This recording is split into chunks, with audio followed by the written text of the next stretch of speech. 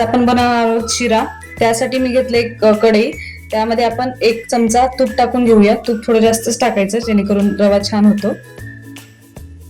त्यानंतर त्यामध्ये तुम्हाला जेवढा शिरा करायचा आहे तेवढा तुम्ही रवा टाकून घ्या. इथे मी अर्धी ते पाऊण वाटी टाकले आणि छान याला आपण लालसर होईपर्यंत भाजून घेऊया.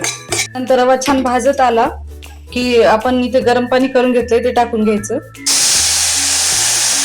आणि ह्याला छान एकत्र करून घ्यायचं. नंतर मी टाकते 1 वाटी साखर. तुम्हाला जेवढी हवी तेवढी टाका. आम्ही थोडं कमीच गोड खातो त्यामुळे कमी टाकली.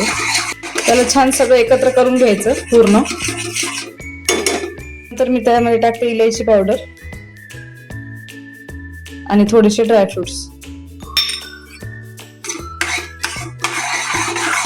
उगाच चिमूटभर मीठ टाका, थोडीशी चव येते. चिमूटभर टाका जास्त. तुम्ही त्याला असं झाकून ठेवा. तुम्ही बघू शकता किती छान प्रकारे आपला हा शिरा तयार झालाय. जर तुम्हाला आवडला असेल तर एकदा नक्कीच ट्राय करा आणि कमेंटमध्ये सांगा की कसा झालाय. थँक्यू.